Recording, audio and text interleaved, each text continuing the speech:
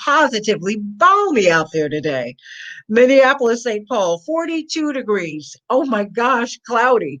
Thank goodness for that. As I shared with you, everybody, Dr. Fauci is lamenting the historic COVID toll as the U.S. nears 500,000 deaths. He told CNN State of the Union on yesterday, it's terrible. It's really horrible. It is something that is historic. It's nothing like we've ever been through in the last 102 years since the 1918 influenza pandemic. Merrick Garland is finally up for a position in a presidential administration. Nearly 5 years after Senate refused to grant him a hearing to be confirmed as a justice on the Supreme Court during the Obama years. The appeals court judge, federal court judge, who was overwhelmingly, by the way, approved by the Senate when he was up for that post, is getting his chance to go before the Senate Judiciary Committee on Monday, this time as President Biden's choice to be Attorney General in 2016. He didn't get that opportunity, but he's going to get it starting today, everybody. There's a Texas mayor who has, well, he's done something that actually threw everybody off. He told residents to fend for themselves. He said, only the strong will survive. Wow. He said, no one owes you or your family anything. This is Tim Boyd from Colorado City, Texas. I'm sick and tired of people looking for a DAMN handout. Yikes. What do you say about that, everybody? What's your preparedness? It's not mandatory at Texas power plants and generators, despite a 2011 report. Right. They were supposed to be ready. They were not, everybody. But now Texans have another problem. Price gouging. Price gouging, not just with the electricity, but with hotels, with food, with water. Oh my goodness. They have a lot going on in Texas, and we're going to be talking about that today. And now the demands are growing for Texas to forgive all utility bills. Indeed, Houston Mayor Sylvester Turner has said that the state needs to pay for it because the state should be on the hook for this because the state knew that they should have winterized the power grid, but they never did do that. Malcolm X's family says that a letter shows the NYPD and the FBI conspired in his murder almost 56 years since the day that Malcolm X was assassinated in New York City. Lawyers and family members of the late civil rights and black nationalist leader released new evidence they claim shows that NYPD and FBI conspired in his murder. Wow, everybody. We're going to have to talk about that. Well, let's get to some good news with Reverend Dr. Todd Yeary, Esquire. Reverend Dr. Yeary, how are you today?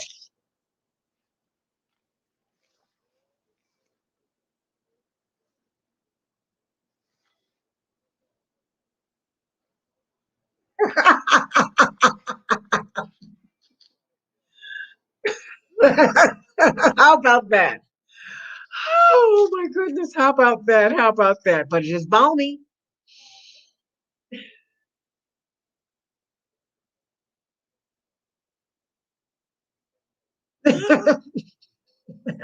Okay.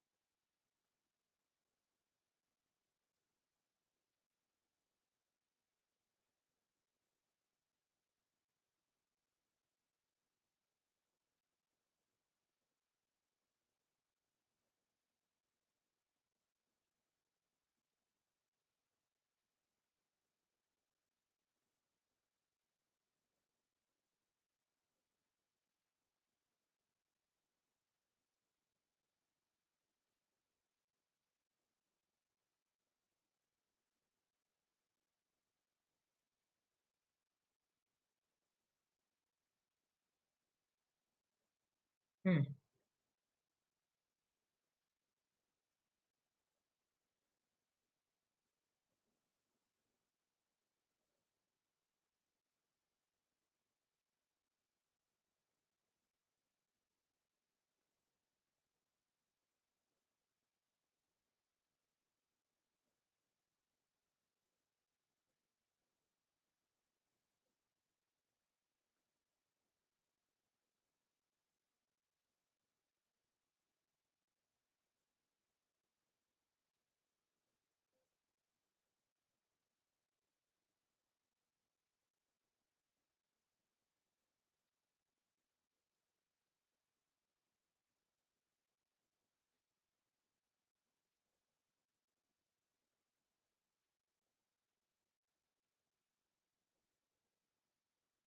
Am- Amen to that. You're going to be back talking with us about what's happening in Texas very quickly.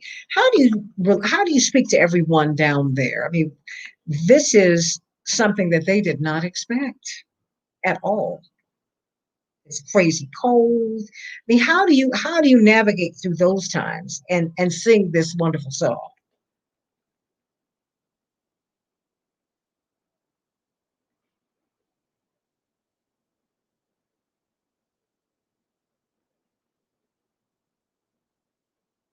Hmm.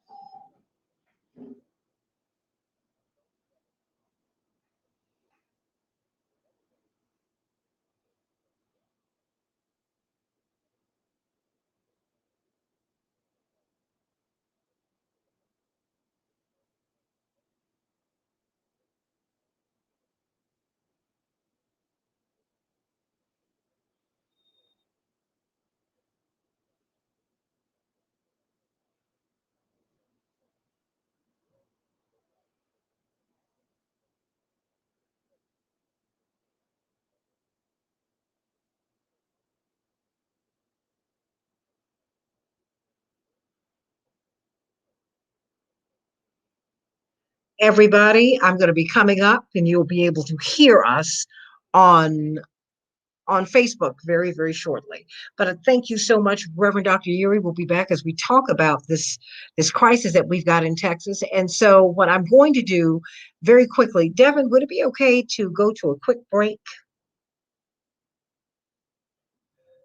Okay, let me do that, and let me go on to Facebook, everybody, and we're going to come back so that you can hear Dr. Deborah Holden. Back in just a minute.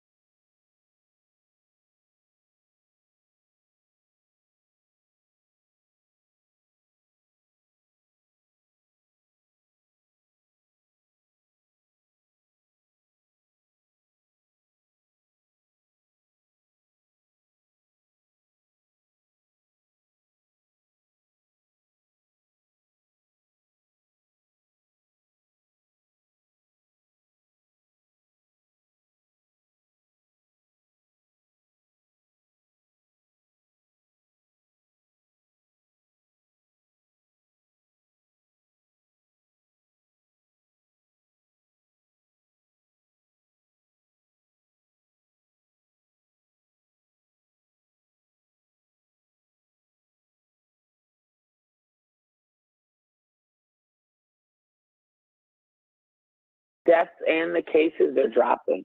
So, like in my community, for example, our community case rate is now below 3%. It's interesting, though, because even though the case rate is below 3%, there were schools that were still open in my county, not in my city, right? So my city of Flint is located inside of Genesee County. Flint Community Schools opted not to open. But there were schools at different phases of this pandemic that were open with community case rates on the order of 8, 9, 10%. And so now what we're seeing is that case rate, so the number of people who are testing positive as a function of those who are getting tested is going down. And then we've gotten better at treating people also. And I think it's not the primary message, but I do think people are doing better with prevention. So I think we've also done a much better job of protecting the most vulnerable among us. So even among the people who get the virus, the percentage of those people who are dying is going down as well. So, this is a function of we're learning. We're learning a lot along the way, and then people are aligning their behaviors more so with the strategies that will promote people's health. So it's like I said, for that reason, I would say I would never say that a death toll of 500,000 is good news, because that is not good news. I still maintain this was all preventable, but things, again, are moving in the right direction. Well, one of your colleagues from Johns Hopkins, I believe it's Dr. Macquarie or Marty Macquarie, I hope I'm pronouncing his name correctly, has written Yes. in a piece in the Wall Street Journal that says we'll have herd immunity by April. Now, herd immunity, as I understood it, was 70 to 75% of the population uh, inoculated or unable to transmit. Please help me to understand herd immunity and why he's making this assertion now. Well, so herd immunity, and the key that I want for people to understand about herd immunity, because people often say, well, I'll just, wait for herd immunity. They were saying this in the absence of a vaccine. Herd immunity is when you have enough protection in the population that the likelihood of somebody who's infected coming in contact with somebody who is at risk is very low, right? It's like you're playing the odds. You're trying to decrease the chances of somebody who can pass it on coming in contact with somebody who can get it. And so, it's hard to say what the exact number is. We look at other diseases, and some people have estimated as high as 85, 90%. Most people have hovered around the 70 to 75% mark, which is why you've heard this goal to get 70% of the population vaccinated by the end of the year. Getting there in April, I believe, I checked these numbers over the weekend, and I think we'd had about 11.5 or 12% of the U.S. population had been vaccinated. But I think it might be a bit premature to speak about herd immunity. We've not heard the concept of herd immunity used very much to talk about flu, right? Mm-hmm. And if you think about it, we're learning now that if you contract the virus, your personal immunity, right? Because you can get immunity through two primary vehicles, vaccination or personal immunity, because you contracted the virus and recovered. So it looks like, from the evidence that we have now, the antibodies that people build for the virus only last about 90 days. So in order to get to herd immunity, we're really talking about the percentage of the population that will be vaccinated. Adding in the percentage of the population who's actually gotten the disease might mislead people into thinking we'll get there faster, because they will fall out of the immune population within about 3 months of their infection. And so unless there's some plan that I've missed that has 70% of the population being vaccinated by April, I don't know that will hold up, if that makes sense. I don't see how that's going to hold up, because we still have to deal with major issues around hesitancy. And hesitancy is not just in the African American community. I want to be very, very clear about that. And so I think it's more aspirational than it is the pace at which we're able to vaccinate people matching that. There are many issues that would have to be resolved for that to be the case. And the biggest one being that demand right now far exceeds supply.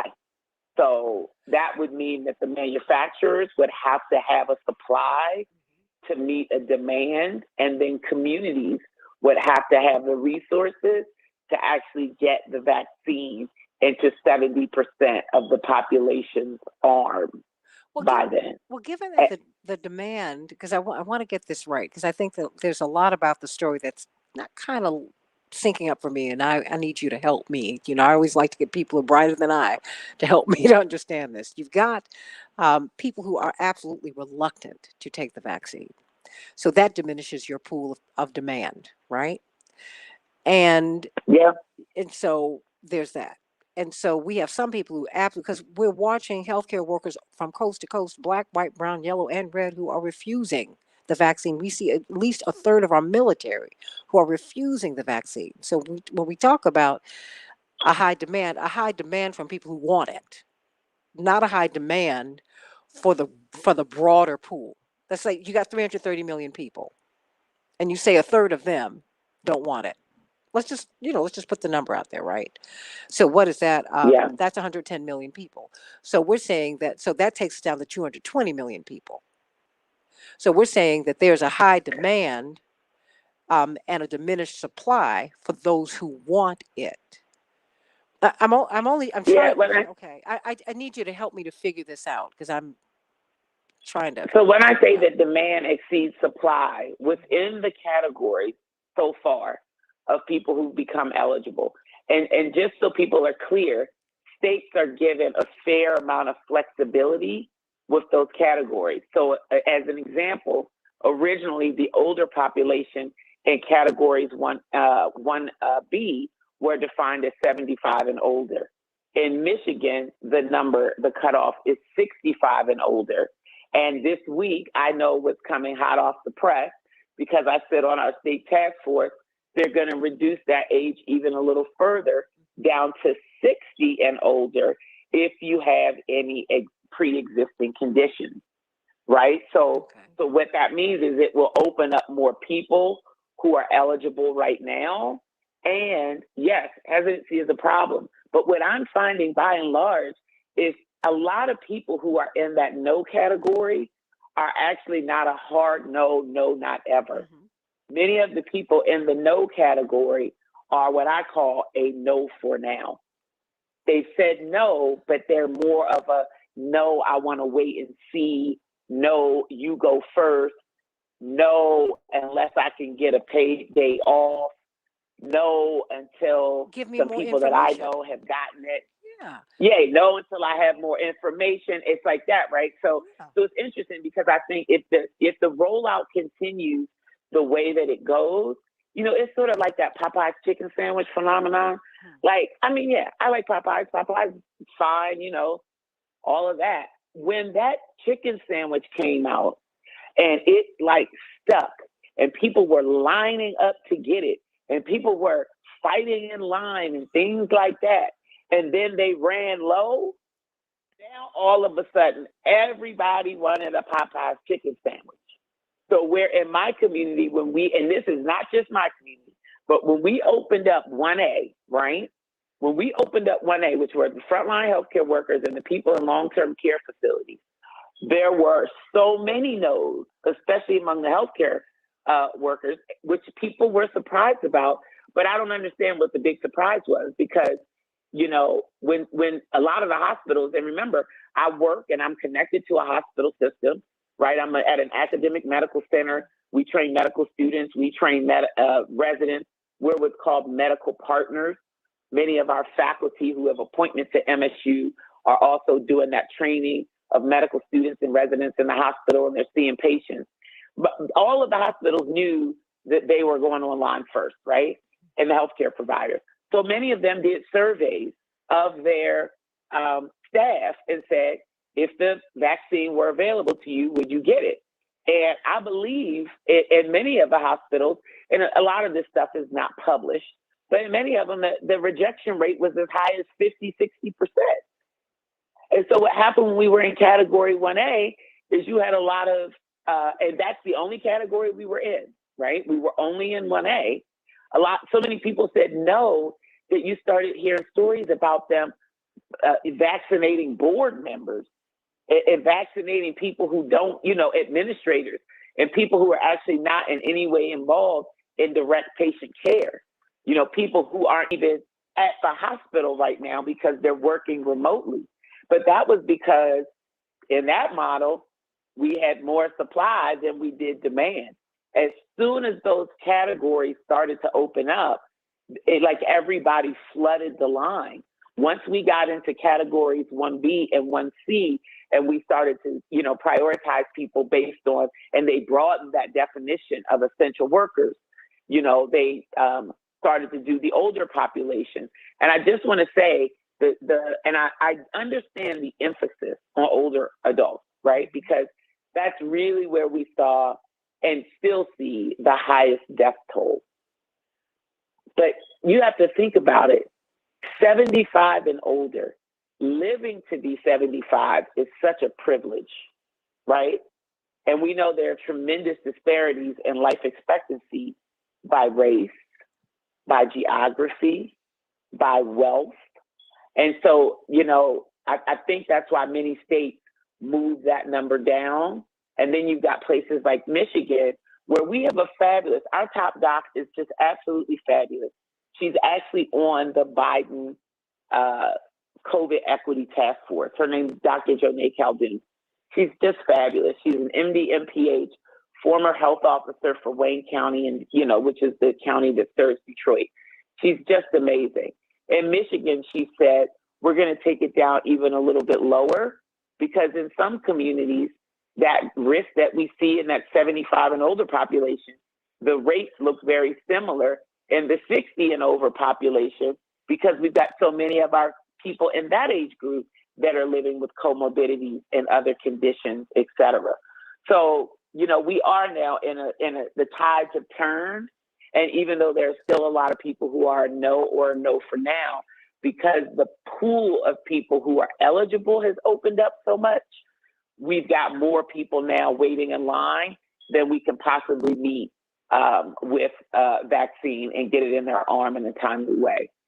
So that no for now group, many of them are getting exactly what they wanted, which is some time to continue to grapple with the decision, the opportunity to see others that they know and that they trust get the vaccine and see what happens for them. And then I think there's also a push, especially among this now expanded category of essential workers, to make sure that people actually have what they need if they choose to get vaccinated. And we heard the story. It's really unfortunate because it's a natural response for some people that when they get the vaccine and their immune system gets amped up, you might have a fever. A lot of people are reporting just fatigue or a headache. You might get the chills. You might, all of these different things that might happen. Most people, the most common symptom is soreness or tenderness at the injection site. But can you imagine if you're doing direct patient care and you spike a fever or you get really exhausted and still having to care for patients? So in order for us to get to herd immunity, we're going to have to be more thoughtful and more supportive of people, especially in these critical and essential roles as they're getting vaccinated, so that they're supported in that decision. But I think we're going to see a natural shift in the hesitancy because people will now know people that got the vaccine and it didn't harm them. Well, and we're going to have to see, because there's still a lot of questions that people have, because I don't think that it was ever just absolutely not. But for some people, it has been. And I think that ought to be okay. One of the things that I think that we've got to do is also look at baseline health, because that's one of the things that COVID-19 has exposed, just how unhealthy so many of us are. And a national health plan, universal single payer, because people need that will optimize, that will help to optimize our health. Having access, I mean, talk about food equity, healthy food equity. Dr. Deb, you can go to a fast food restaurant and get a bundle of what people would call junk food. But when you go to the grocery store, we number one in black and brown communities that are poor, you have food deserts. You do not have these chain Yes. stores. You know, Whole Yes. Foods is called Whole Paycheck. That's for the affluent. Yeah. It costs money to be healthy in America. Because now remember, many countries won't even take our meat. They won't take our food because they say you all put too much stuff in your meat. You put too much stuff in your vegetables. The preservatives. When you stay in Europe, you know you and I have both done that. You got to go shopping every day. That Yeah. food is not going to live a week. It just that's not what they do. So I mean, I think as everyone is pushing for the vaccine, and we're seeing that there's going to be a significant chunk of Americans, not the majority, but a chunk, we're not going to get it. What can we do as you talk about the Swiss cheese model? As even after you get the vaccine, you still have to take care of yourself. I mean, I'm looking at my father Well, you with have to that. take care of yourself. Yeah. Well, you have to take care of yourself, and you still have to honor the protocols. And the Emphasize reason that. that's important, Thank you. the reason it's important to note, and we're not going to do this today, but I think we need to keep unpacking this conversation and dispelling some myths about the vaccine and making sure that people have good information. Because when the Johnson and Johnson vaccine comes out, it's a completely different type of vaccine. What do you So mean? the statements that we could make, it's not an mRNA vaccine. It's based on a different development model. And so people are going to have more questions because much of what we said about how the vaccine works and what it is and is not will not apply to that vaccine. And that vaccine also doesn't have the same efficacy that we've heard about. We've heard 94, 95%. The Johnson & Johnson vaccine is much lower than that. I'll reserve too much comment about that until they actually get their emergency use authorization, and suffice it to say, it's a different type of vaccine, and what we have been saying about how it works is going to be a little bit different for that vaccine. So I trust that people are going to have more questions likely than we'll have answers, but we'll do our very best to make sure that people have all the answers that they need. So as it relates to these multiple layers, it's important to note the way this vaccine works is this vaccine is training your body how to identify the spikes on the crown of the virus, right? This is called coronavirus. Corona is Spanish for crown. It's a round molecule with these spikes that come off of it. So we've all seen the graphic, right, with the big round molecule with the red spikes coming off of it. It's called coronavirus because that particular family of viruses under a microscope look like a crown. And so what the vaccine does is it gives your body just a little piece of the genetic material of the virus itself, which is the instructions that the virus uses to reproduce itself. That's what messenger RNA is. It's the instructions or the recipe for the virus to reproduce itself. The vaccine takes just a small piece of those instructions, which is the instructions on how to make the spike protein. And that's what's on the crown. That spike protein is like a key.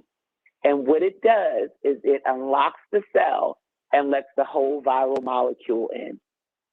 So what the vaccines that are out now, the Pfizer and Moderna are doing is giving your body that little piece of the instructions on how to make those spike proteins, the key. Your body then makes those spike proteins, and that's what starts the immune response. Your body develops antibodies to that spike protein. Your other immune helper cells will tag and flag that spike protein such that if it ever sees it again, it's already been trained to mount a defense. It doesn't actually train your body to kill the whole molecule. What it does is it trains it to recognize it, kill the key so that it can't unlock your cell and let the whole molecule in. The real thug of the virus is on the inside, right? That's where the real thug of the virus is. But imagine if a thug had a key to your house and the key didn't work. The thug only poses a danger to you if it can get into your house. So what this vaccine is doing is training your body to stop that key from working. And so that is the technology behind this current vaccine, the two current vaccines that are out, and it seems to work well. With these variants, what we're seeing is, you know, viruses mutate, right? And this is an RNA virus as opposed to a DNA virus. DNA viruses are less susceptible to as many mutations because DNA has what we call like an error-proofing code built into it. So they don't mutate as often and as much as RNA viruses. So when the virus mutates, what happens is that spike protein, as well as the whole viral molecule, will change a little bit. So as it's making copies of itself, it'll change a little bit. The changes, for example, the B117 variant don't look as profound as the changes that we've seen with the South African variant. So for the B117 variant, even if you got vaccinated and your body, you know, sort of got trained in how to recognize that spike protein, that key, and block it from unlocking the cell, the B117 variant doesn't look so dramatically different from what your body got trained to fight that it can't fight it off. It'll still recognize it.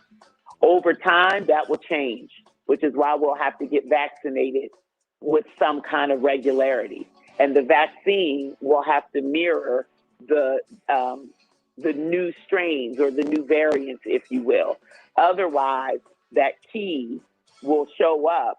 Your body's ability to block it won't be as good because the key looks a little bit different, and then you might get sick. Well, you know what? So, Dr. Deborah Holden, got to get you back here to talk about that because I also want to talk about these therapeutics because you know me, I'm reading different articles from all over the world because I want to know. And then I have friends who are calling me from Europe who are saying, "Hey, you're Black, you're of African descent. Are you taking vitamin D?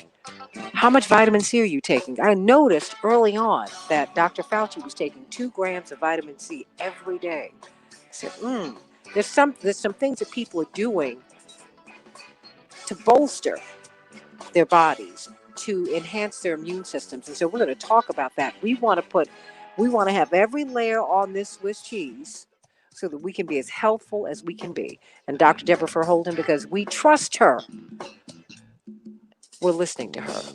Indeed, they're finding that is part of the challenge. We're seeing a real push in the Black churches to get people vaccinated. It will only work when you have people like Dr. Deborah Holden who can explain it to you and who will also understand when you are not just hesitant, when you're not reluctant for a whole lot of reasons. A whole lot of healthcare workers are reluctant. And they're saying no. A whole lot of our military are saying no. But we've got to make some really sound decisions, everybody, all across the board, straight up the food chain.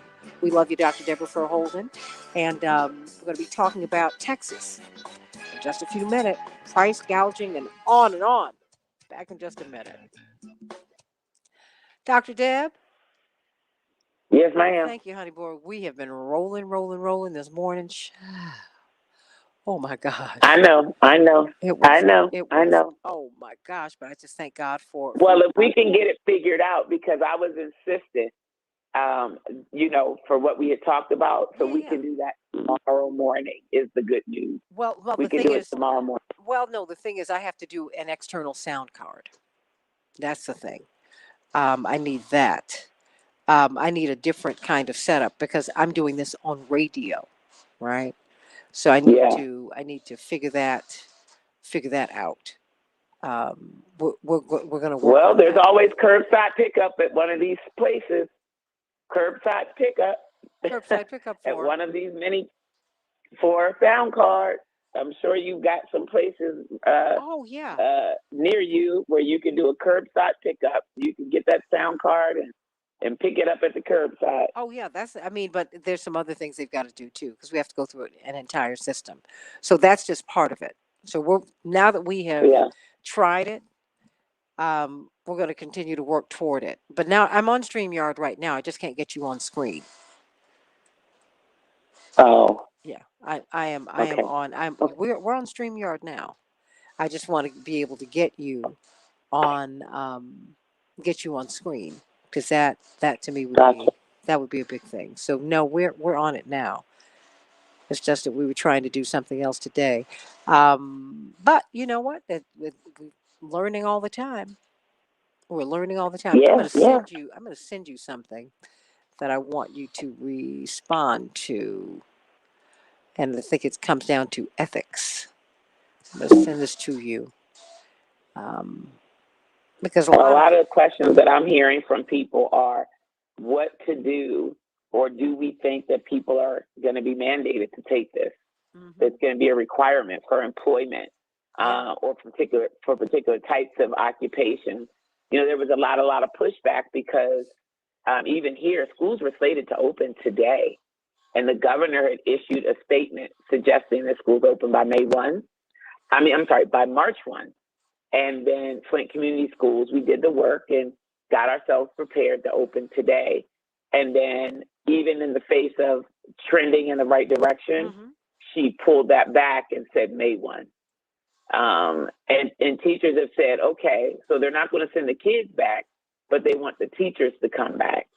And the teachers have said, not if we're not a priority for vaccination and provided other resources and support in order to return safely. So we got a lot to talk about. We're going to have to keep unpacking it. We're going to have to keep unpacking it, because also there is something called vaccine injury, and we're not allowed to talk about Yeah. that with respect to this Sending all the vaccine. guests through. So, I think, when we are free to speak freely about this and put forth all of our concerns, which we're not at this time, then I think you will see things loosen up a lot. But I'm going to let you go. Are you Yeah. going to stay with us to talk just a little bit about the public health aspect? But you're on your way to do I your. could, yeah, I could, If you I could just. know. Yeah. Oh, okay. But I'm going to bring you I on. can stay on for about another 15 minutes. Yep. Okay, I'm going to bring you on pretty quickly. Who do we have? Devin. Good morning. It's TK.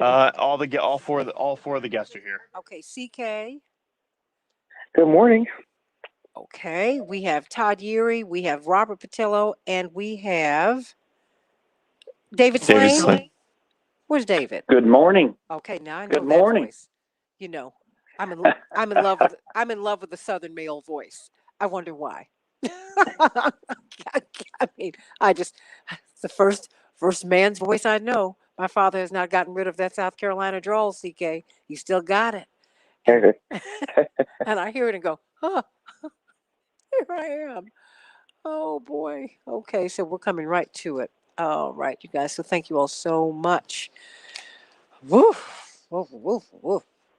Thank you. We've been trying some other things this morning, CK.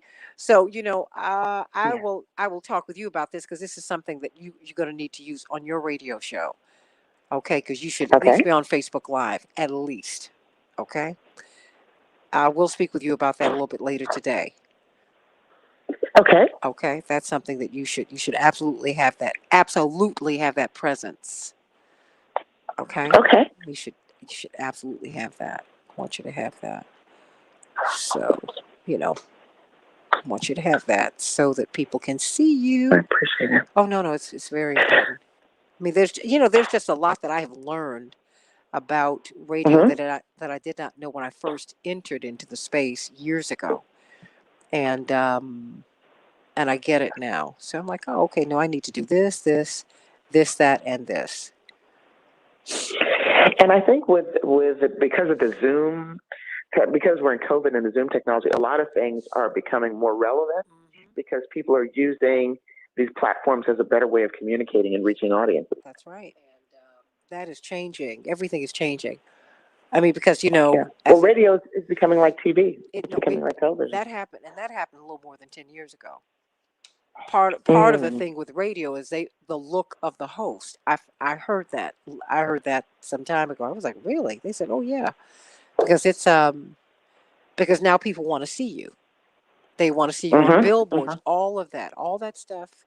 That's very real, and it's a great moment for you, and it's a great medium. So when you 60 have a moment, seconds. let's definitely talk. Okay.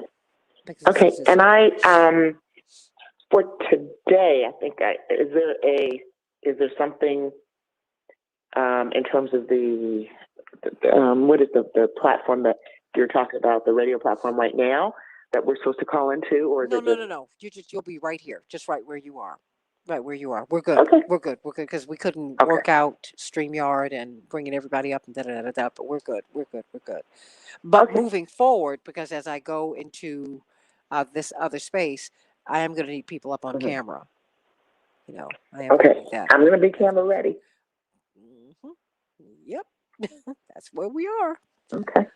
Okay, so and let me say hello to all Santita Jackson and friends. 10 Morning seconds. Stars, I love you and thank you for being so patient as we've been trying things out today. So like and share, and please everybody hop on over to YouTube, the Santita Jackson Show. This is the Santita Jackson Show. Hey everybody, it's Monday, February 22nd, 2021. I'm Santita Jackson. This is the Santita Jackson Show on WCPT 820, the nation's largest progressive talk radio station. Yes, we did take over the airways for Air America, and we are now at the center of American progressive talk. So please tell everybody about us, all of our friends from all over the country and all over the world. You're going to get some good stuff on this station all day and all night long. AM 950 radio, our neighbors to the north, home of Hubert Humphrey, Sounds of Blackness, Ilhan Omar, Alan Page. You'll have a really storied history up in Minnesota. And of course, that is my family up there, AM 950 radio, sending you so much love,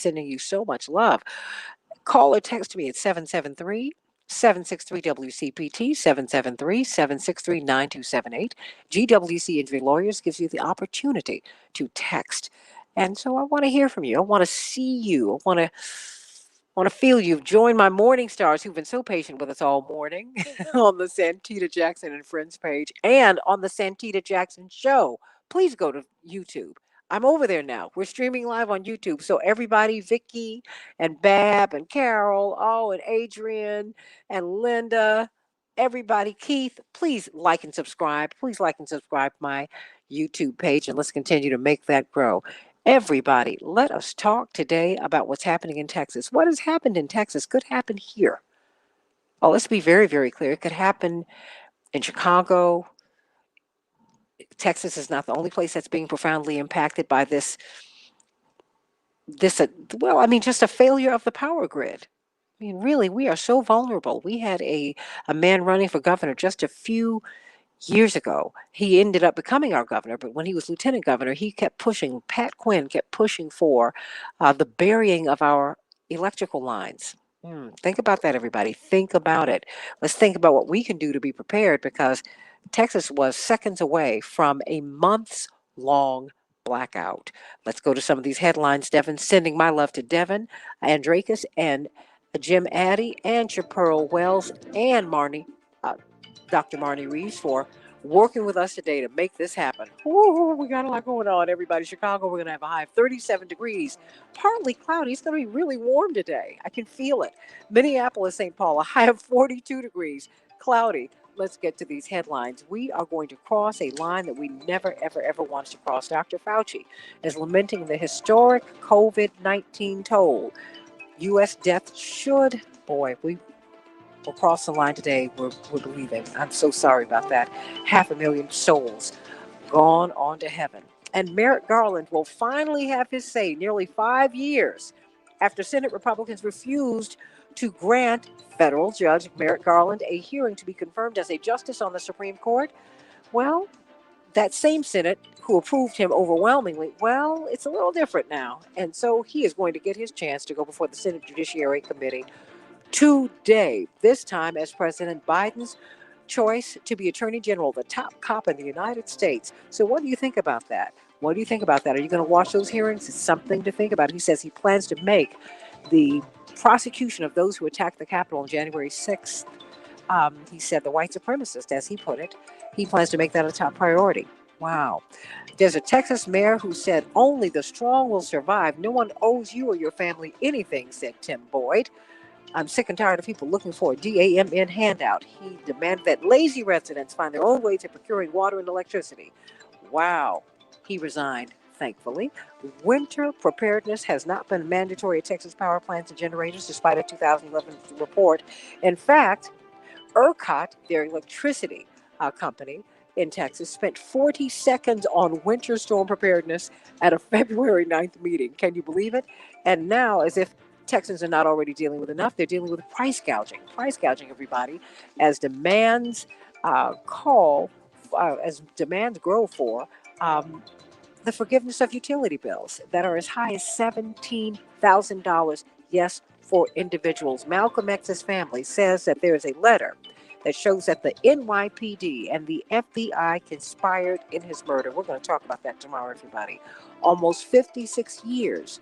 It'll be 56 years since the day Malcolm X was assassinated in New York City. Lawyers and family members of the late civil rights and black nationalist leader. And really, he was a black nationalist leader, everybody. They released new evidence that they claim shows the NYPD and the FBI were complicit in his murder, just as they were complicit in the murders of Mark Clark, Fred Hampton, and so many, everybody. So let's talk about our preparedness, everybody.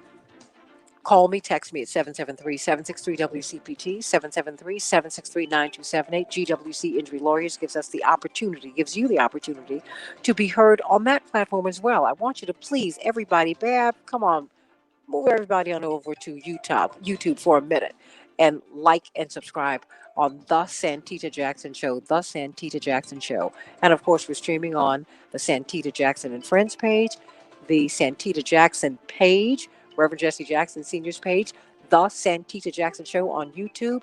And you can get me on Twitter at The Santita J Show, The Santita J Show, or at Santita J. So let's get to it, everybody. What is going on in Texas? 40 seconds to... There was a report that came out in 2011. Indeed, the mayor of Houston, Sylvester Turner, has been for years pushing for the winterization of the grid. And so he said for those Texans who have gotten these electricity bills in the wake of this disaster and near catastrophic failure, I mean, they were literally seconds away from having the power grid in Texas, the most energy-rich state in the country, a country that is on its own grid. They don't share with anybody, and they don't take from anybody. They can go it alone. Well, not exactly. They were seconds away from a catastrophic failure in which they would have had a blackout of months, not days. And even in those days, we're seeing an 11-year-old child who froze to death in his home. His mother went to rouse him from his sleep, Christiane Pavon. She went to rouse him from his sleep, and what happened? She realized her son was dead, even though he was under a pile of blankets and coats, trying to stay warm. He died. Another gentleman died in his recliner. People have died in their cars, but carbon monoxide poisoning. And I was speaking with one of my friends, very, very dear friend, who is a right-wing Republican. She says, I am a conservative, and you know I am, Santita. She said, but this should not happen in America, and it shouldn't. She said, this isn't political. I said, honey, everything is political. It shouldn't be partisan, though. It shouldn't. So everybody like and share, like and share. Let's talk with this magnificent panel about this, because I want to know, and I got a panel full of lawyers, what about lawsuits? I mean, what about ethics? What about the public health crisis where people are using snow to flush their toilets because it is really not sanitary, Dr. Deborah Verholden, for you to have waste sitting in your toilet, just that bacteria just floating through your home. I cannot imagine. People have not been able to bathe for days. This is a lot, everybody. Joining Dr. Deborah Verholden, who is actually running to another appointment, Associate Dean of Public Health at Michigan State University, of course, is the chair of Rainbow Push, Yes, the whole board and the president of the National Bar Association, who's about to start her own show on WAOK, the iconic Black Talk radio station, tomorrow morning, everybody. You got to tune in. I'm so excited for C.K. Hoffler. Brilliant, brilliant. Of course, Robert Patillo has his own show on Sundays. You've got to listen to that from 1 to 4 Eastern Standard Time, 12 to 3 Central Standard Time on WAOK. WAOK's got all the, well, at least a lot of the great people. How about that?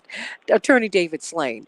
Brilliant civil rights lawyer based in Oklahoma. We've done so much work with him down through the years, and he also has a background in city planning, so he can talk to us about that. In fact, he has a master's in it.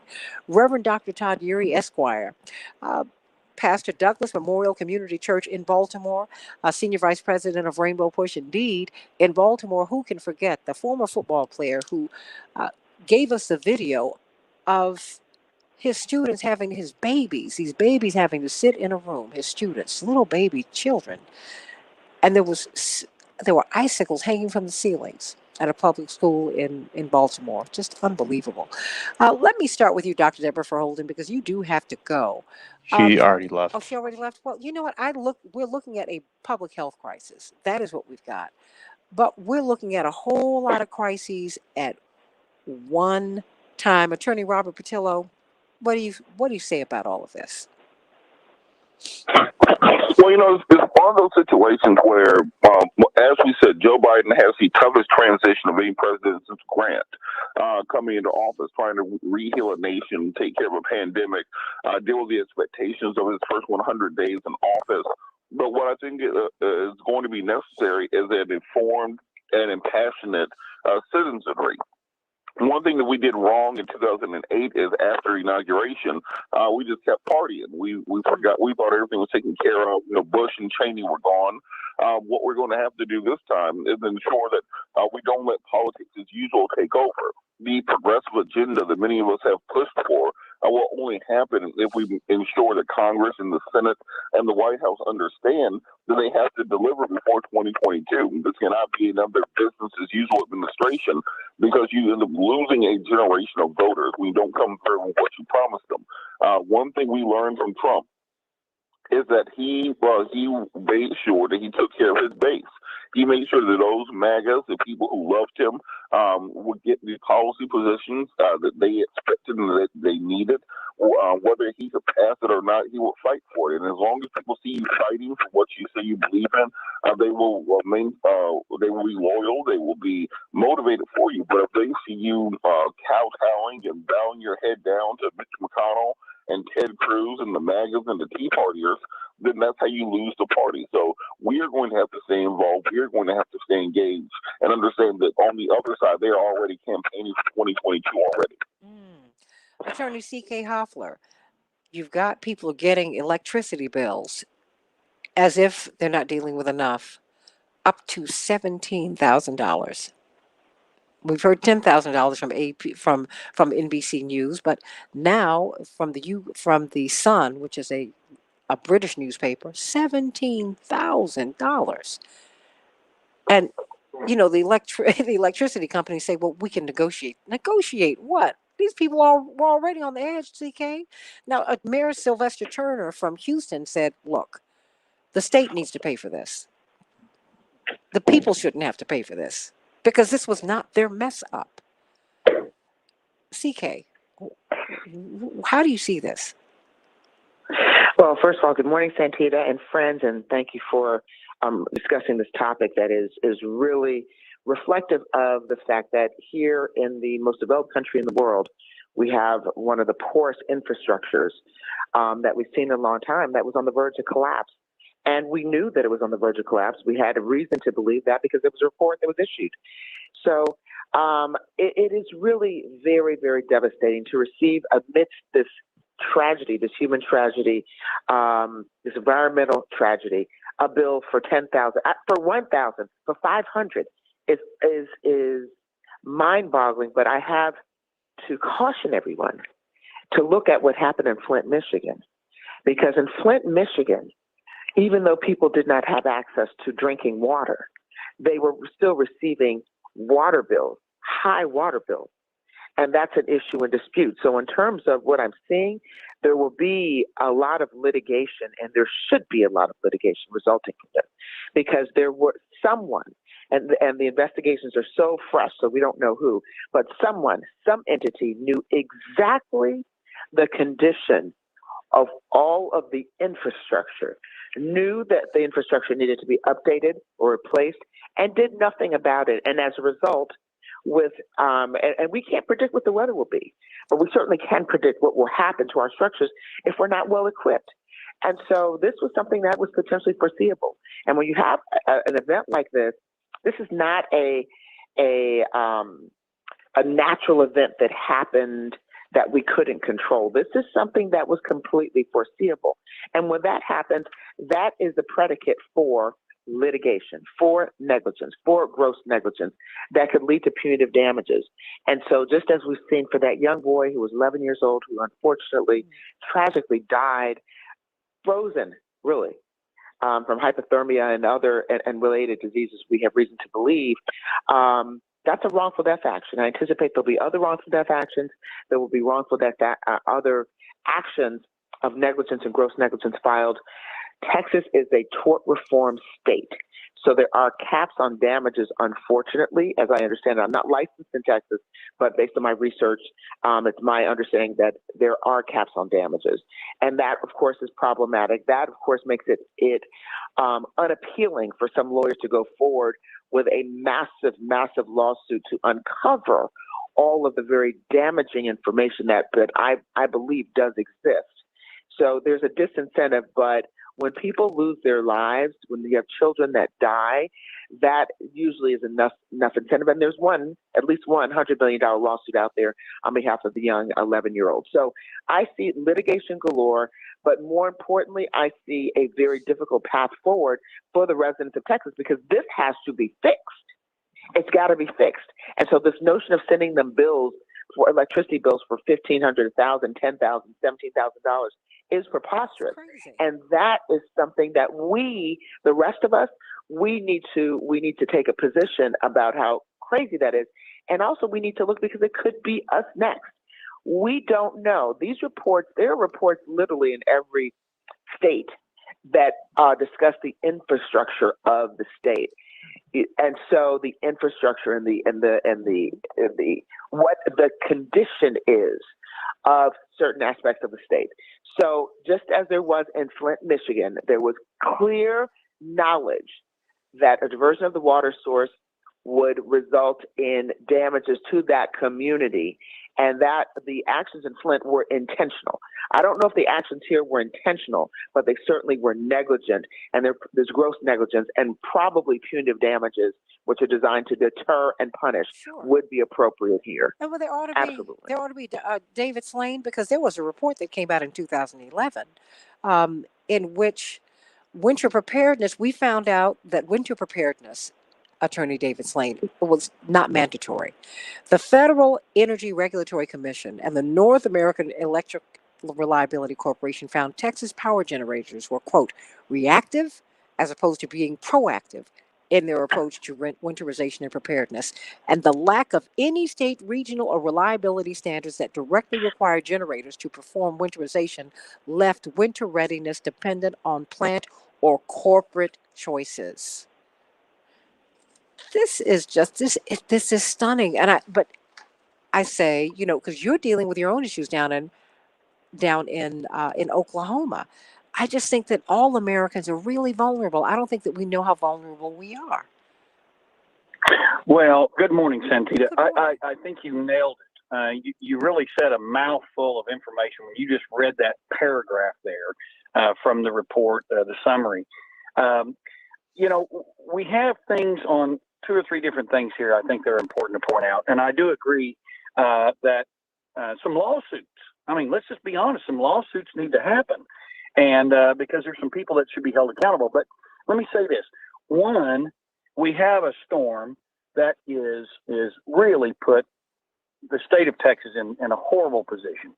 I fear these people are going to say, well, this is an act of God, so you can't bring us to court. But I think that it was so cold and so extreme that they were unprepared. And when I say unprepared, just being able to have a plant that the gauges work properly. Imagine a nuclear power plant closing down because of the temperature gauges. Imagine there not being winterization of a natural gas plant so it gets so cold that it shuts itself down. I mean, that's a lack of planning. And we really have to be honest. All of us in the entire United States, we are living on the edge, Santita. We are one natural disaster away from being in exactly the same position Texas is in. So you have a bad storm that comes through, B, a real lack of planning, and then add to that, you mentioned the mayor. Think about the people who are out there that's supposed to be protecting us, or at least we think they're supposed to be. He's saying survival of the fittest. Only the strong will survive. I'm tired of you people asking for a handout. They didn't ask for a handout of anything. They pay for these utilities, and you fail to provide them. But then look at Senator Ted Cruz, who goes with his family to Cancun on a vacation. My point is that bad storm, lack of planning, and then the public officials who should be protecting us, look at their attitude, the arrogance by which they talk. That is a further addition to it.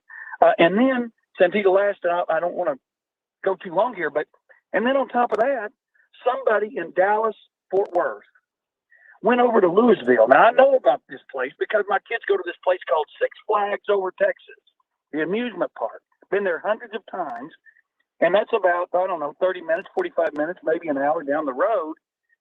They go down there to get into a warm hotel. Family loses power, goes down there, and they're charged over $400 for a night. Santita, I've taken my children to those same hotels, staying for Six Flags for spring breaks and summers, and we never paid over $85. Oh, you're talking 5 times as much. So on top of it, you got leaders who don't react, lack of planning, bad storm, and now you got gouging. That is just a horrible situation and a state of affairs. unbelievable. Reverend Dr. Yuri, I got 2 minutes. They belong to you. What do we make of this? You've got price gouging. You have these private corporations who behaved irresponsibly, but the public has to pay. Help me.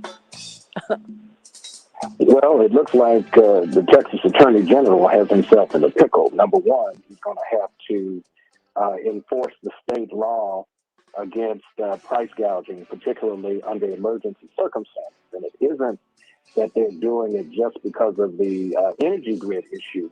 Remember, there's a declaration that's been in place since COVID-19, so that triggers Texas state law for enforcement. The other thing is that the Attorney General is likely going to have to defend the state.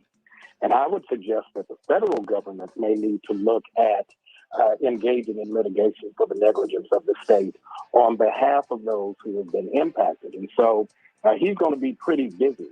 The real question becomes, how do we make sure that we make folks who have been harmed whole, and who's ultimately going to be responsible for it? And that is not just a legal question, it's a moral question. Because what has happened to people who are suffering in the middle of a pandemic and a deeply, deeply cold winter down in Texas, there's more than hell freezing over in this process, and we got to figure out how to fix it and fix it now. Reverend Dr. Todd Yuri.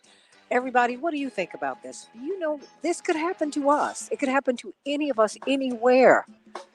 Any of us anywhere. When you find out that these private corporations, and mind you, some people are making money off of this disaster, just as they've made money off of the pandemic. What about that? What about that? I mean, and who should pay for this? These people, these customers, they don't know anything about winterizing this grid. The executives knew, and they didn't do it. So should the customers pay for that? Call me, 773-763-WCPT. Back in just a minute. Okay, my wonderful, wonderful people. Thank you all so much. I'm going to go to some of these callers, but this is a hot mess. I mean, to be frank with you. I have an acronym for it. It's called a HAM, a big old country ham, HAM.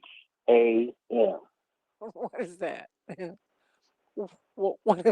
Hot a mess.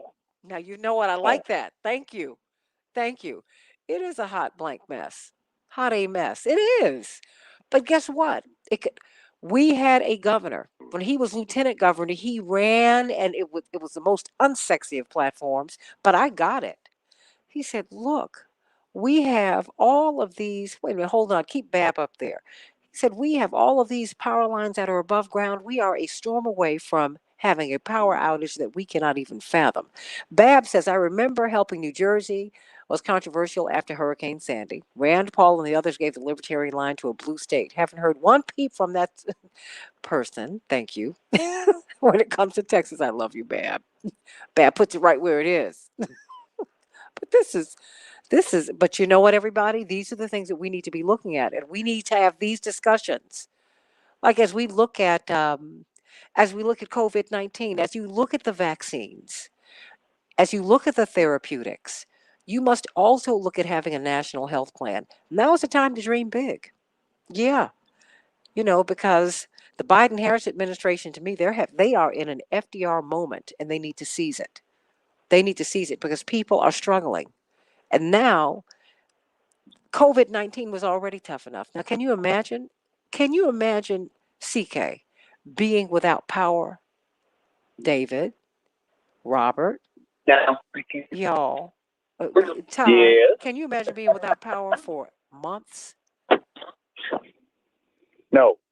I mean, you're talking about people who are going Hold to that. be. I'm gonna come up with that, and then I'm gonna go to the callers because I want you all to speak to that because that is like scary.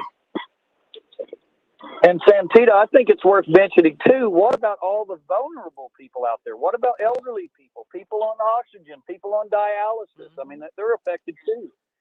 Absolutely. Stay right there. No, we got a lot to. Ooh, I'm sorry, I may have went a little too long. No, you did not. No, you didn't. You just look. You're doing just fine. Doing just fine. Just help me to understand it because I don't understand this. Look, you're the one who's into city planning. I'm not. I just have to get around, and this is crazy. Yep. Yeah, this is called city lack of planning. Yeah, but I mean, yeah, it is, and to think that people are directly benefiting from this, profiting. Oh my gosh, this is terrible. So everybody, please, Effie, you're over on YouTube. Thank you, girl. Help to lead all my folks over to YouTube. Need to speak with you, Effie. Let me know if you have any time today. So everybody, please like and subscribe on the Santita Jackson Show page. Oh, well, not page. It's the YouTube. It's my YouTube channel. Back in 60. That's right. Stay right there, everybody. We're gonna get right to it. Because I just want to ask some basic questions of you before we go to the callers, because this is a lot. Effie said, keep Effie up because I want to bring her comment on when we get on the other side. Of, I'm with you, Effie. The fabulous Effie Rolfe. She's a legend in Chicago radio and really in the world of church radio, but she's fabulous. Effie can do what I'm doing while she's on the board. I don't know how she does it. Genius. That's right. I don't say that. I'm not mad at you. She was doing the board and doing her show and answering the calls and all of that and producing her show. All of that. I saw you do that, Effie. Effie Ross would keep me safe while I was going to church. I promise. She did it. Look, give her a shout out real quick. Send the love. Effie is the one. I promise you. You want to go in, let her have the board for a few minutes. Hey, everybody. Welcome back to the Santita Jackson Show. WCPT 820, the nation's largest progressive talk radio station, AM 950 Radio, the voice of progressive Minnesota. We're talking about what could have been the catastrophic failure of the power grid in one of the largest states in the United States. But, the American Society of Civil Engineers has given America a D plus for our infrastructure, a D plus.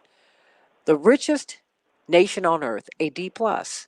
That's your roads, that's your bridges, that's your infrastructure, everybody. So what about it? I mean, I've talked to several people in Texas who are in government, and they said, you don't know how close we came. We were within seconds of losing power for months. Think about that. Give me everybody give me your elevator pitch as I go to Effie Rolfe. I wish some of these senators objecting the COVID relief plan to take their salaries and perks away and take the 1,400s and see how many bills they can pay. How about that? Go ahead. Elevator pitch, everybody, before we go to these callers. CK, can you imagine being months without your electricity? No, absolutely not. And so what I'd like to say, one, our heart and our prayers go out to people in Texas. And I hate to say that it's going to take litigation, but it's going to take litigation to make this right, because there was a lot of notice, there was negligence, and there are profits. And there are people that are continuing to make profits on this disaster and this tragedy. So they need to brace themselves for litigation. ERCOT, I think you mentioned them, the Electric Rehabilitation Council of Texas and Entergy are two likely defendants. They were sued in the first $100 million suit, and it's going to be critical to restore the confidence of Texans so that because this literally, if there's been no infrastructure improvement and if things don't change, this will happen again. We can't predict what's going to happen with climate change. So this could happen again in the next 2 or 3 weeks. We don't know. You never can. It's going to be in the 60s or 70s in Texas in the next few days. Can you imagine these people who lost everything in their houses? Now they're going to be in the heat, because just because they bring the water back up doesn't mean that you can drink it, doesn't mean that you can bathe in it, and does not mean you can flush your toilet. This is a ham. Thank you, Reverend Dr. Todd Urey. You said it's a ham? It is a ham. It's a big old country ham. Got a whole lot of salt in it. One word that I would say with the water coming back on and the fact that you've had a lack of electricity for a while, things are soaked and soggy. You're in a very hot and humid area under most conditions, and now you're going to have the onset of mold with folks who have respiratory conditions. And so the residual effects of this lack of planning, right? While the power grid may not have had a catastrophic failure, the system has certainly failed in a very catastrophic way. And I don't think we're going to see the bottom of what this impact's going to be anytime soon. We've got a long way to go. A long way to go. David Slane, Attorney David Slane, months without electricity? Come on. Yeah, it's unbelievable. This is 2021, and I think we live in America still. And we pride ourselves in being the best in the world at so many things. And yet we have trouble planning the most basic. Imagine, your question is, what about electricity without for months? Think about that. Think about what that really means. Fire protection, police protection, hospitals, elderly, nursing homes, pharmacies, water. The most basic things can't happen without electricity. And being just minutes away, maybe even seconds away, Santita, is just unbelievable. And so I think that what we have to do is this. I mean, we really have to understand that this could be us. This could be Chicago. This could be California. This could be Oklahoma. These are real problems. And we have to really stop saying, I'm going to be penny wise and pound foolish. I mentioned to you yesterday, I think when we were just talking in the evening, before I was a lawyer, I have a master's degree in urban affairs and planning. That means to be a city manager. Remember what the degree is in, urban affairs and planning. And there's a real lack of planning here. And people have to understand something as basic as this. Just make it this basic, Santita. Just taking a second here. Most water systems in the United States can only handle the average daily use, and sometimes can't even handle all of that. And so what happens is that at night, at 1, 2, 3, 4 o'clock in the morning, when we're all sleeping, there's no water usage. Pumps on the build up and refill these water towers that we see all around the country. Well, what's happening is whenever it freezes, we tell people, leave your water dripping. Guess what? Now there's demand for water overnight and they can't replenish. Even some of the most basic things we're not able to do. Robert Patillo, what say you? Well, this is our opportunity opportunity where we can, after Cancun Cruz gets back from his vacation, then maybe the Senate can take up a real infrastructure bill. We have to pass COVID relief. But after watching the wildfires, after watching the winter storms, after watching the failures of bridges across the country and roads, it's finally time. I remember Obama pushing for an infrastructure week, President Trump pushing for an infrastructure week. If you travel once COVID is over to other countries, if you fly out of JFK or LaGuardia and land in Abu Dhabi or Dubai, you feel like you went into the future.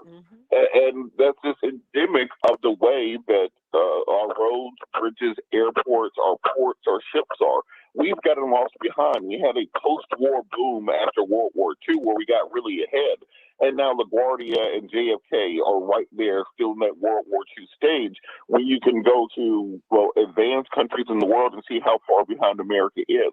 So until we take these issues seriously, we're going to continue to fall behind, and we're going to continue to see these climate events happen because Mother Nature does not care about our politics. Mother Nature does not care about austerity. We got the call from this from Katrina. We've seen this happening for decades now, and it's time to finally take it seriously and invest in our infrastructure in this country. Linda from California. Linda, what's on your mind today? Hi, Santita. Hey, I've Miss got Linda. some good information. Yes. Hi, I've got good information on this mess in Texas. My baby sister and brother-in-law live in Dallas, and he has researched the structure of this whole statewide mess. And he's a tenured professor at one of the big universities down there, so I think we can trust his research methods. ERCOT, that you have mentioned, is not a company. It's a board, and it's a statewide board. I think they're politically appointed. It stands for Electrical Reliability Council of Texas. How ironic. And they are supposed to be nonprofit. Now, their function, they're supposed to manage the wholesale market. And what the wholesale market is a whole bunch of transmission companies. There's a huge number of them all over the state of Texas. And each company has subcontractors and outsourced companies, and it just, there's layer after layer after layer. There's a ridiculously large number of middlemen in this whole mess. And Randy said that he could not determine the function of some of these middlemen and the outsourced companies. And some of them are public with stockholders, which makes it even worse. And there are practically no rules or regulations or enforcement mechanisms. They don't have any guidelines that they must follow. Nothing is mandated. It's a so-called free market. And of course, each of these many, many middlemen take a cut of the money. That it's just Miss Linda, ridiculous. how does that make you feel? I mean, because the NFL, that too is a nonprofit corporation. Yeah, they make billions every year. Yeah. But anyway, yeah. And this, there's just a little bit more here, but it's important. ERCOT reported last year, now this is only in 1 year, Santita, they reported a clear profit above all of their costs in 1 year, last year, for the entire state of Texas. Take a deep breath. $668 million. Clear profit. Can you believe that? Yeah, I can. Now you're gonna. Is anybody gonna be able to claim that these people could not afford to winterize their equipment? That is just insane. Miss Linda, they spent 40 seconds. It's an excellent example of free market capitalism. Well, I mean, there you go. Well, greed. Just greed. Greed. Yeah. Greed. Reverend Otis Moss Jr., the father of Reverend Otis Moss III, who's the pastor of the Great Trinity United Church of Christ, Reverend Jeremiah Wright's church. He said, God will satisfy your every need, not your every greed. I mean, and that's what Yeah. we're looking at people who are greedy in the name of capitalism. You can use any ism and it can go off the rails, quite frankly. They're just greedy. Yes. They're greedy. They spent 40 seconds on the winterization of the grid just a couple of weeks ago. 40 seconds. Hmm. I mean, wait. I mean, I hear you because you sound there. To me, you sound very emotional about this, Miss Linda. Why? Well, my baby sister and my brother-in-law, both of whom I love dearly, are suffering through it. Okay, where are I they? know What are all they? the details. Okay, They're in Dallas, so they have no and power. I it's mean, it's how are they awful. doing? How are Yeah. they doing? Well, they've gotten their power back now, but there's a lot of damage to their house. Mhm. Now they will be able to afford to repair it, but a lot of people can't. Most people can't. The damage is massive, and they've got coworkers and neighbors who have suffered terribly. Some of them have had people die. They know people. They know, in fact, they said 3 people they know have had people either terribly injured or died Look, from this. I mean, Dave, It's just awful. David. Now Yes, I'm emotional about it. and you should be, and I think that we all should be because guess what, Miss Linda, it could happen to any of us anywhere. Yes. To go through the United States, Robert just made the point. When you go to these other countries who we think, please, Sao Paulo, Brazil, CK dwarfs New York City. They have 17 to 20 million people there. Mexico City has more people than that, as does Tokyo. I mean, there's some people, and when you get off the plane in a lot of these countries, you are shocked when you see they have roads that look like. I mean, they have invested in infrastructure. Even President Trump calls President Carter in the middle of his term, and he said, "Wait a minute, why is China so far ahead of us?" And President Carter is reported to have said to him, because they're not at war everywhere. They've invested in their infrastructure. That's why they're ahead. They are now the number one trading partner of the European Union. Okay? That's where their money's going. So, Miss Linda, I want you to continue to listen. I mean, when CK, okay, let me start with you, David Slane. Okay, ERCOT spent 40 seconds talking about winterization. Winterization. This was just on February 9th, according to this news report. And yet they want everybody, all these people who were barely holding on, to pay for their mess up. I can't even imagine that they had the nerve, the sheer unmitigated gall, to send out bills of $17,000 or $1,000. And then you know what? we're gonna we're gonna give you some forbearance. We're gonna give you time to pay it. David Slane, Attorney Slane, that is dreadful. Help me with that. Well, of course it is. It's absurd. It's asinine. I mean, Linda is talking about her sister Mm. and that how their home is damaged, how they went days without electricity. They have friends that are suffering through this, all because we have not diversified, because we have not winterized, because we have not planned. And that is our problem. ERCOT, what they are, I think, is an association of utility companies from around there, and they control where the power goes. They're all on a grid. And I think that what they are is they're an advisory council. They got their hands in the pot. They get greedy. They make money on it, and they make recommendations, and they say, okay, power goes here, power goes there. Look at El Paso. El Paso in 2011 had a similar thing happen, but they've diversified. Now they've winterized. They were not affected the same.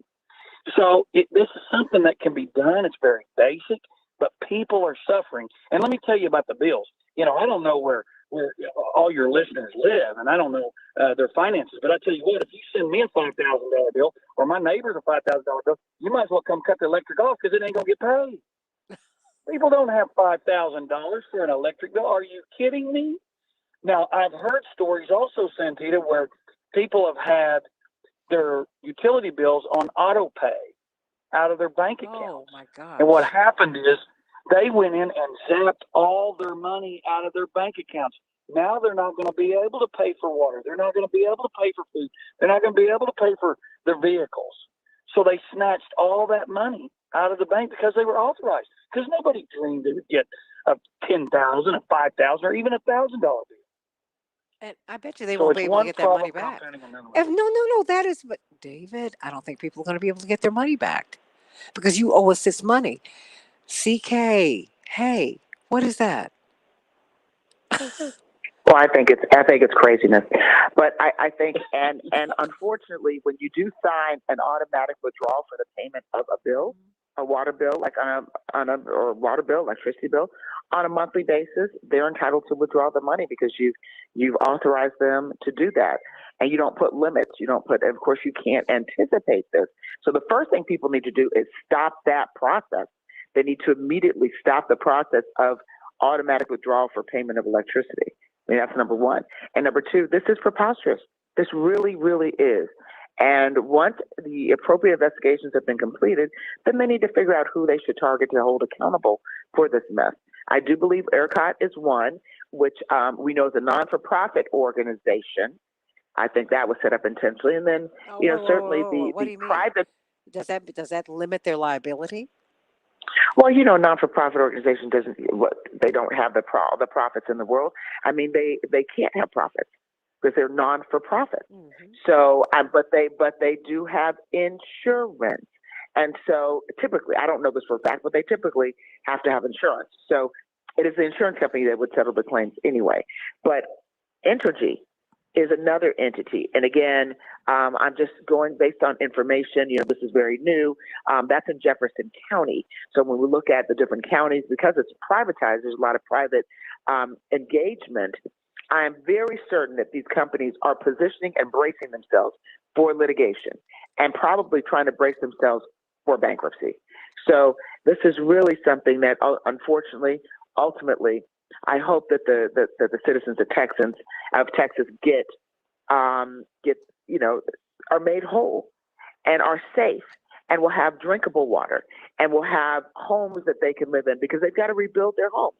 And for those who had insurance, they've got the insurance companies that will take care of the claims. For those who didn't have insurance, those renters who didn't have renters insurance, just think of all those people who just don't have the luxury of insurance on their home. They're going to have to start over.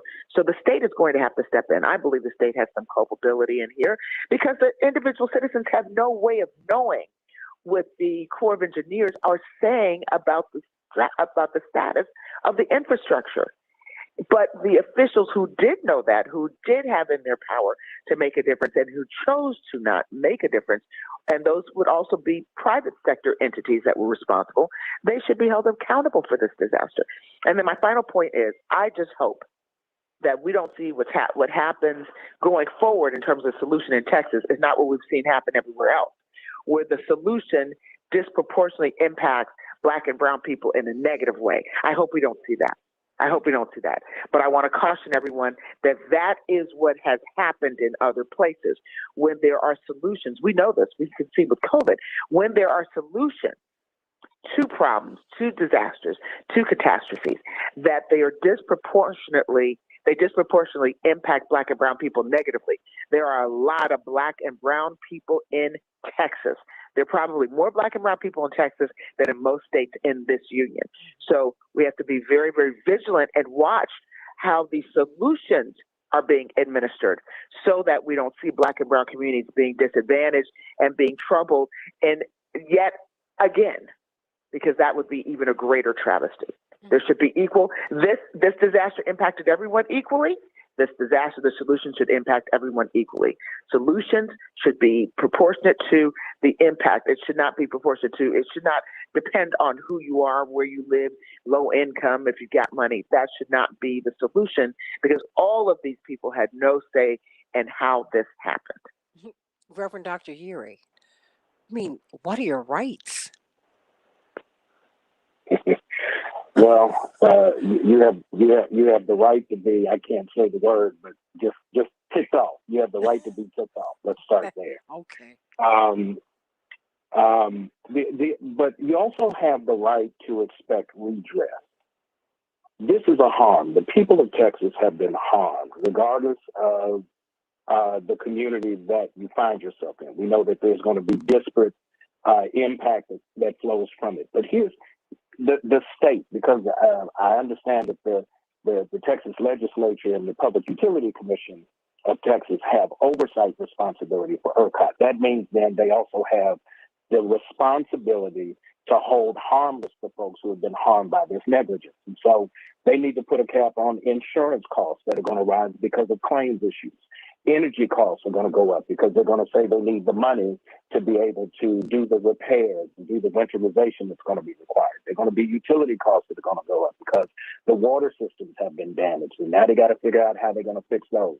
And then they should also make sure that the legislature has to make sure right now that they foreclose on any of these companies that have a hand in this issue from collecting any exorbitant fees, and they need to rebate for the lack of service that's been lost and the harm that's been done.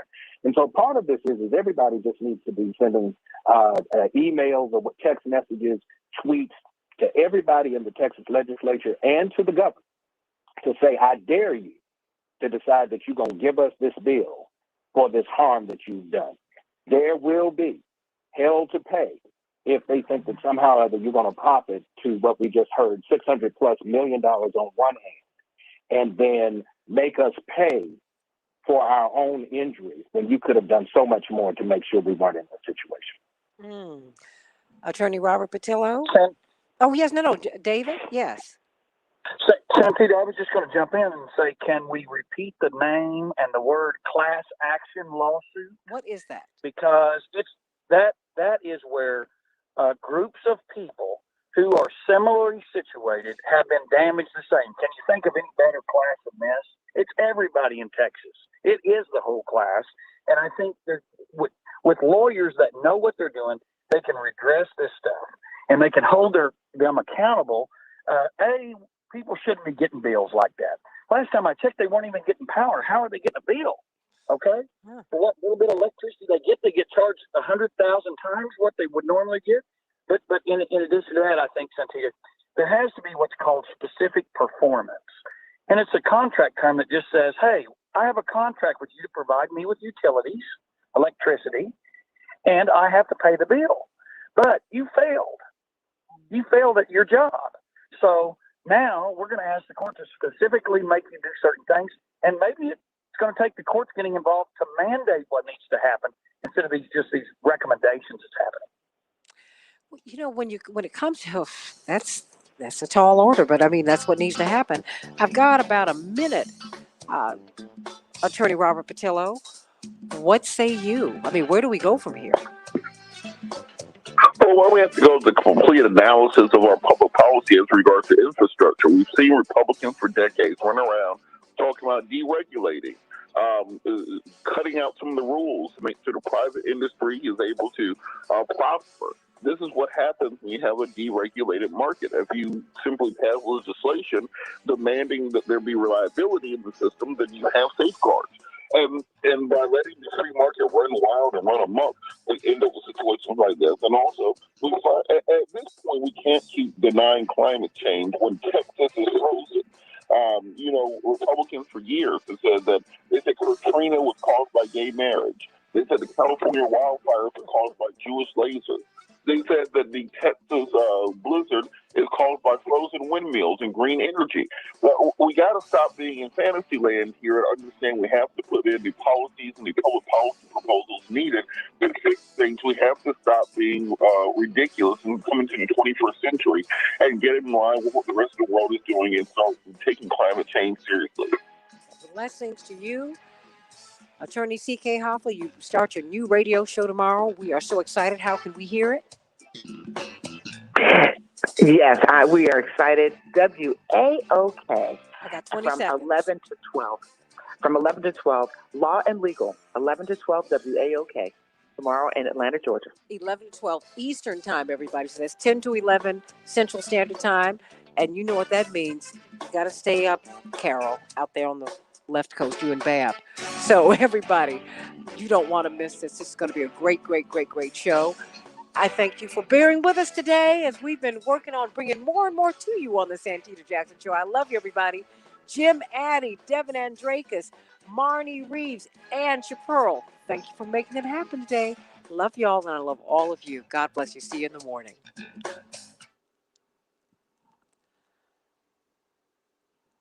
Am I saying goodbye to all of my wonderful guests? Everyone except Attorney CK is still here. Okay. I'm ready to put on my southern. I was going to put on my southern drawl, but I didn't have time to do this. Now, look. The difference between you and Attorney Slane is kind of sort of available. You're not. So I love you. But this is not going to mean anything to me. Nothing. My husband is not married to somebody else. How about that? Yeah, I'm How that about girl. I'm that girl. Timing. Timing is everything. I'm like, oh my gosh, that's right. I love Reverend Dr. Uri. Love you. But guess what? But North Carolinians are a little interesting because you don't have that Southern drawl at all.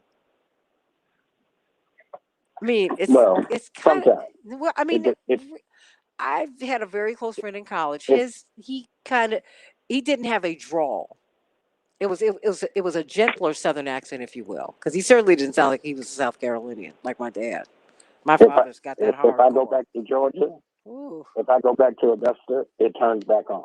You'd be amazed. No, I would not, because there's something about it. There's something about it in that soil that makes y'all go, "Oh, I'm home." I mean, it's unbelievable. And you know what?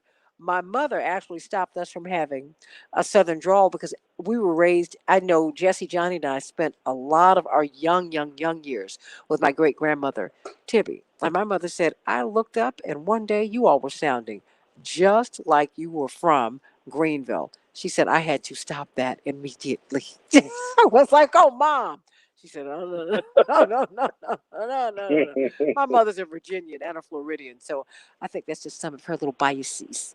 But I want to thank you all so much because really, this was an issue very close to my heart because I've been thinking about, with so much that is going on. Everybody at the end of last year said, "Oh my goodness, at least we're out of 2020." We're on Facebook Live now, but we're going to be getting off in a hot second. Oh, 2021! You can't wait until 2021? I said, "Honey, you don't know what's going to happen in 2021," and we're seeing even more of the inequities and inequalities exposed. Because the fact that I'm with you, Attorney Slane. I'm like, wait a minute. You already don't have electricity. How did you get this bill to me? $17,000, $10,000. Wait, and you fix your face to act like you've done me a favor because you've given me forbearance. Yeah, I mean that's the part that's crazy. I mean, just I guess being here in Oklahoma and being hit by the storm, I'm not necessarily. I mean, I guess I'm sort of in awe of the other great legal minds and policy people you have on. Thank God for them. But I'm still thinking basic. How do I get a bill when I didn't get no electricity? Are you kidding me? How did you take this money out of my bank account? You can't take all my whole paycheck.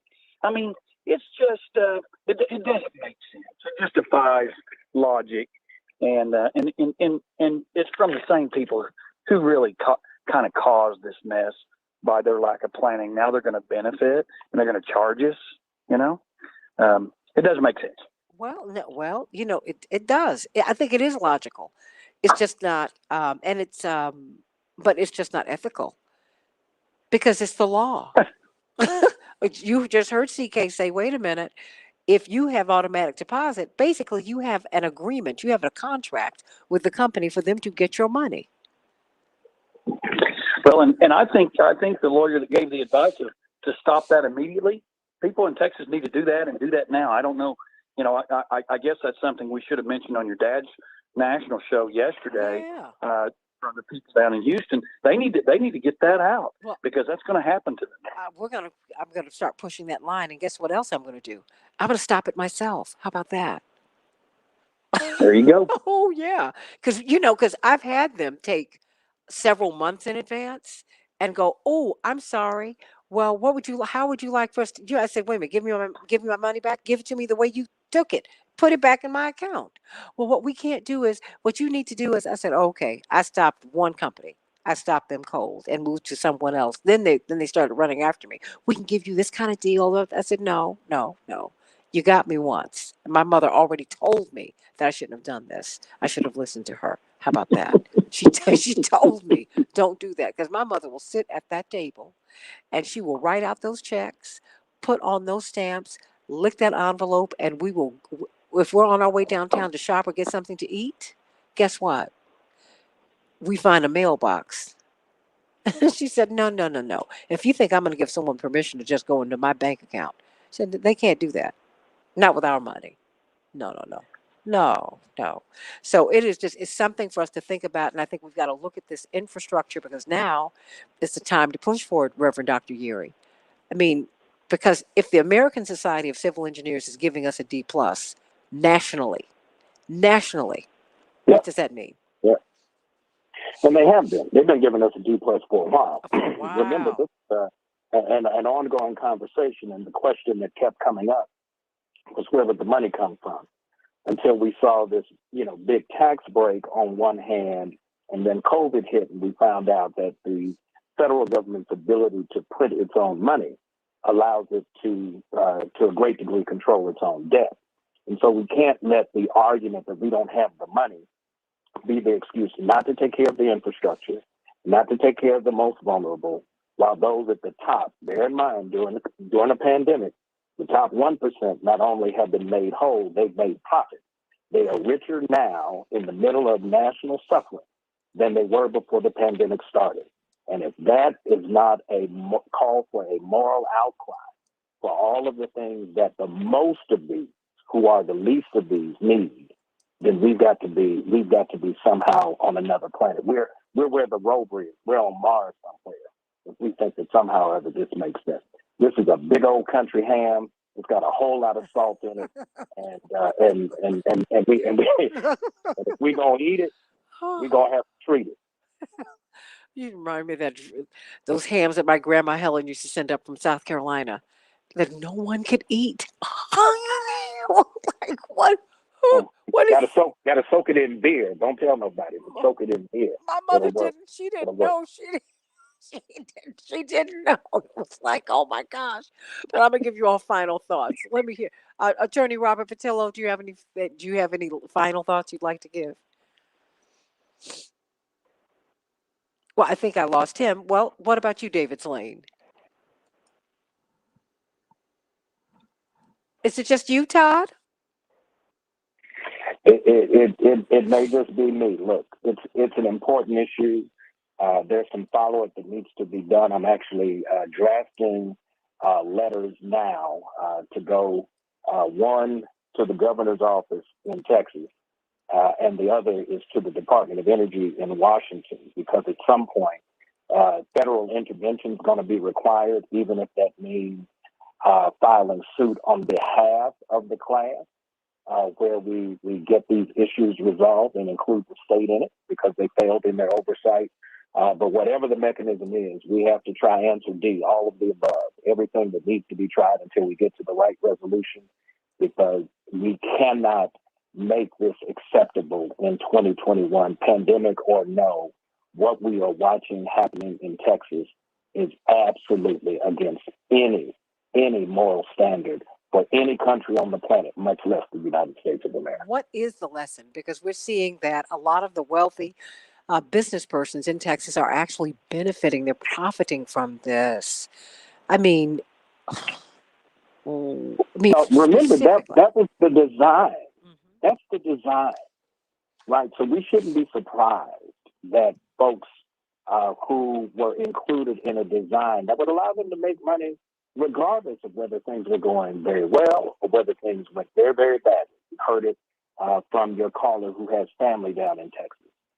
To make that much money and to do so little to protect against what might be the extreme and maybe even to some degree, maybe not even foreseeable, but they could have done more than they did, and it would have helped more than it has.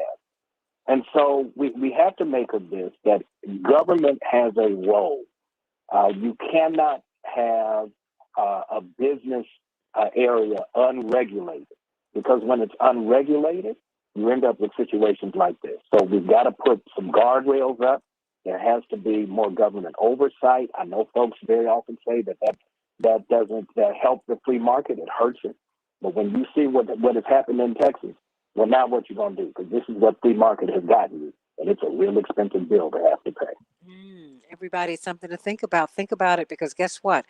You know what, Reverend? This could happen to us with this grid, with our infrastructure. Really, it's like 60, 70 years old. Okay? And Well, when you leave the not only United that, States, you're like, these other people are living like the Jetsons. I'm like, no, imagine. we have not invested in the Imagine infrastructure. you have an antiquated hardware where you have outside adversaries trying to infiltrate the control system using technology.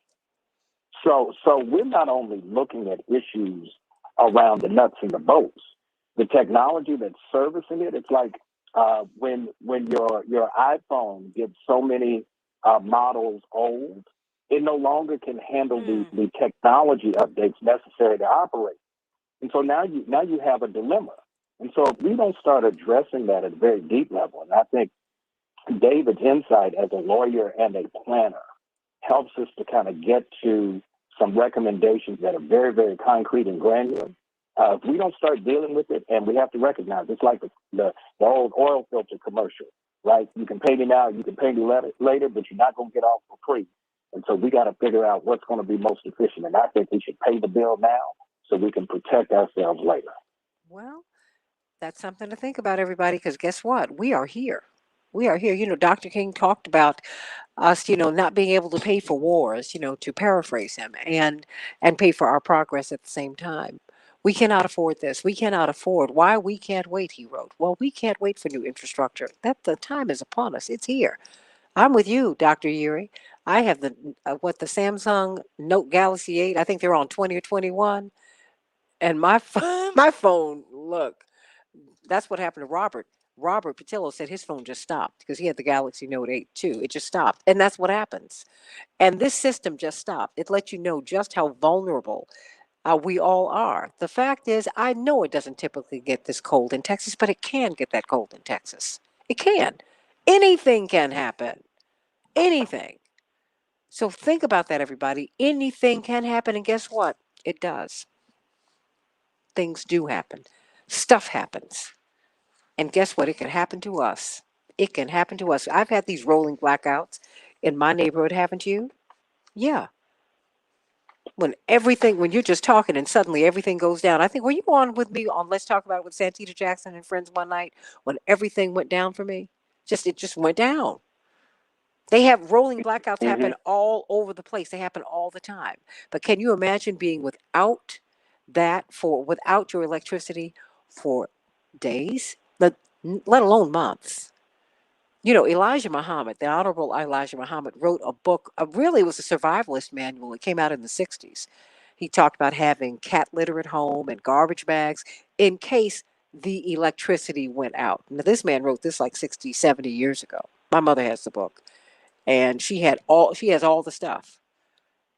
And I think because our parents, Reverend Yuri, come from another age where they have actually seen some things that we cannot even fathom. They stay ready. They stay ready. They stay ready. My mother has Candles in candles. the drawer. Come on now. Yep.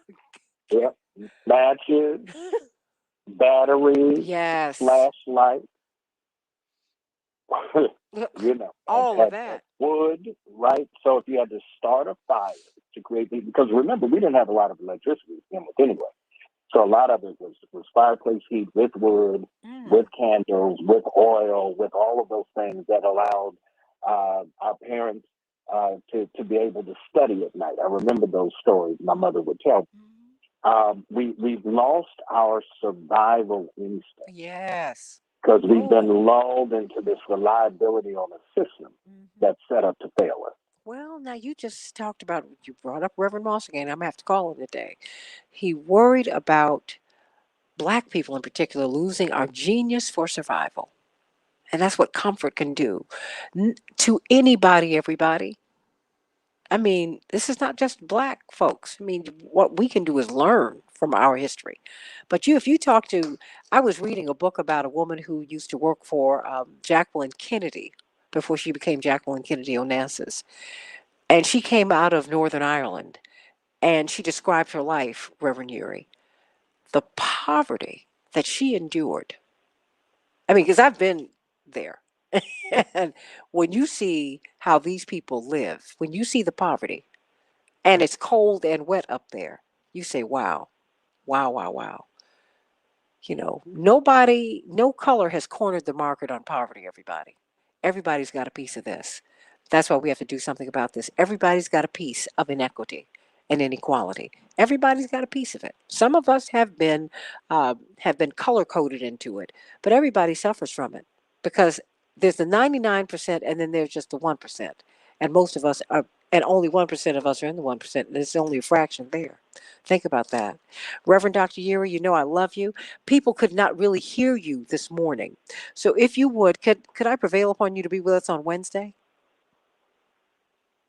Yeah. Okay, Yeah. if you would, because I want people to hear you. Because people were like, we can't hear him. What? And I'm not laughing because I love listening to you, but we're trying something else, and I want to thank everyone for being so patient with us today. We're on StreamYard, as you can see, because we're really seeking to expand, and connect our platforms.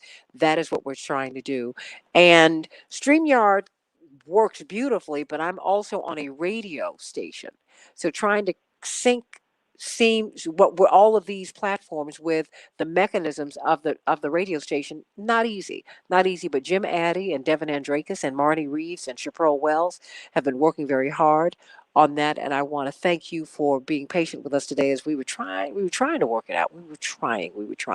And we're going to keep on trying until we get it right. Reverend Dr. Yuri, I'll see you on Wednesday. If not tomorrow, we're going to have to see what's going on. I'm going to reach out to some people because I want to hear about what the what Malcolm X's family are saying about the FBI, right? Oh, absolutely. Just let me know. Hey, Chaparral. Anyway, gotta go. Like, what are you asking her for? What do you get? You want I'm just what? I'm just saying, hey, Santita. No, Just you're saying, not. hey, No, I'm being no, you're being. not. No, you're not. No, you're not. No, you're not. You want her to make you some food. Just go on and just be honest. Just be honest. You are a preacher, for heaven's sake. Be honest. I'm like, what? I'm like, what is this? Just be Look, honest. well, look, one of the preacher's favorite words: repass. Bring it on. Bring it on. Somebody's got to die. Okay. Uh, oh my goodness. Well, we're going to have him back for you on Wednesday, giving us a good word because he is he is he's anointed, he's brilliant, and he serves our community. Senior Vice President of Rainbow Push, but he's the senior pastor of the Douglas Memorial Community Church in Baltimore, Maryland. He's a preaching machine. We love him to pieces. Reverend Dr. Todd Yuri. Sending you much love, Reverend Dr. Yuri. And go on and You say as well. something. We'll talk later. Say Look, something to Chaparral again. She just popped up for you. Chaparral, can you come up and say something to him real quick? Come on, Chaparral. Can Chaparral say something? Marnie? Chaparral might be on task on something else, but oh no, she's up. Hold she, on. She's up with one Hey, of her Dr. sexy Yuri, pictures tell too. me when you're in Wait a minute, town. where is she? Chaparral? Do you see I me? think you got to unmute yourself, girl, or do I have to do that? No, I'm unmuted. Oh. She's I'm Chaparral? unmuted. Can you Oh, hear can't her? hear her. Can you hear me? Okay. Chaparral, we can't hear you. Oh my goodness. Oh, what? Well, you know what, Reverend Dr. Yuri, I'm gonna cut out of here, and you know what I'm gonna do? I am going to I'm gonna bring you on so Chaparral can you can say something to her real quick. Oh my Can you hear gosh. me now? I love you all. Oh yeah. Oh yeah. Because he's on the bed, Chaparral. He wants you to make him something to eat. How about that? Okay. Love you, I everybody. was simply saying how we were talking about country ham, and I said, Chaparral, got you. I am out of here. I love you. We're gonna call you right now. We're gonna There call you you go. right now. Okay. All right. Bye bye. Okay.